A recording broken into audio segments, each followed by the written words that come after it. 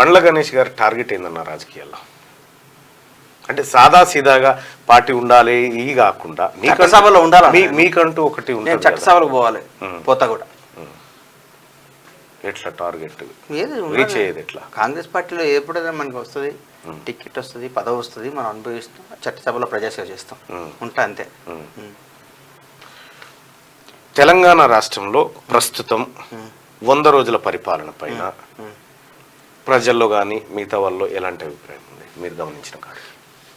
న్యాయంగా ఈ పబ్లిసిటీలు ఈ సోషల్ మీడియాలు పక్కన పెట్టేస్తే అనుకున్నాయి వీళ్ళు మొత్తం పిసికి పెండని పిసికి ఆగం చేసిపోయారు కాబట్టి ఇంత ఘోరంగా ఉంటుందని నేను కూడా ఊహించలేదు. ఇన్ని అప్పులతో ఉండేది మా బాగానే చేసి ఉంటారులే వీళ్ళు ఇవ్వదే అనుకున్నా కానీ 7 లక్షల కోట్ల అప్పులేందన్నా ఘోరం అన్న. 7 లక్షల కోట్ల అప్పులు చేసి జీతాలు 1వ తారీఖు 18వ తారీఖు 20వ తారీఖు కూడా మా ఫ్రెండ్స్ మిసెస్ టీచర్ ఆమె ఉండేది, పని ఎప్పుడు పడింది శాలరీ అంటే 18వ తారీఖు పడేది అనేది. 2 నెలల్లో 1వ తారీఖు జీతం ఇస్తున్నాం కదా, ఫస్ట్ నెల 4వ తారీఖు ఇచ్చారు కదా, ఇది ఫస్ట్ సక్సెస్. 1వ తారీఖు జీతం రావటం వల్ల మనిషి సైకలాజికల్గా స్టడీగా ఉంటాడు అన్న.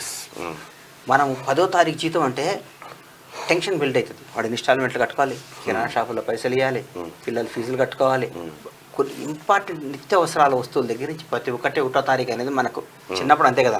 ఫస్ట్ కిరాణా షాపుకి పోతే మొత్తం పట్టి ఇస్తే వాడు గట్టి పెట్టేది, పైసలు ఇచ్చేది, తెచ్చుకునేది. మన మిడిల్ క్లాస్ మెంటాలిటీ అది. 10వ తారీఖు జీతం వస్తే కిరాణా వాడు 15 రూపాయలు ఆయిల్ 18 రూపాయలు ఇస్తాడు. ఎందుకంటే మీరు 1వ తారీఖు తీసుకోవడం నెలకు క్రెడిట్. ఇప్పుడు మేము మొక్కసాలు ఉన్నాయి అన్న, మేము నెల రోజు సైడ్ కొంటేనేమో 2200 అంటాడు, క్యాష్ కొంటే 2100 అంటాడు. ఏదైనా వాడి వ్యాపారం అదే కదా. అట్లా ఎంత ఇబ్బంది పెట్టేదంటే జీతాలు. ఇప్పుడు 1వ తారీఖు రావడం సక్సెస్, 6 గ్యారెంటీలు, ఫ్రీ బస్సు చాలా సక్సెస్, 10 లక్షల బీమా సక్సెస్, మన నిన్న gas cylinder success, insurance success, అన్నీ చేసుకుంటూ వస్తున్నారన్న. మీరు ఊరికే నువ్వు అది చేయలేదు, నువ్వు ఇది చేయలేదు, నువ్వు రాగాలి కరువు 90 రోజుల్లో కరువు వచ్చిందా అండి? కాదు, లాస్ట్ నువ్వు కట్టిన డ్యామే బొక్కలు పడే, నీళ్ళు వదిలితే మొత్తం పగులుతుంది అంటారు. మేము పగిలినా మాదే బాధ్యత, అది కూలిపోయిన మాదే సంబంధం, ప్రజా నష్టం జరిగిన మాదే బాధ్యత అని వాళ్ళని ఒక బిల్లు పాస్ చేసి ఏమని చెప్పండి, రేవంత్ అన్న పట్టుకుని నా వదులన్న నీళ్ళు ఏం కాదు ఏమైతే చూద్దాం అని చెప్పొచ్చు.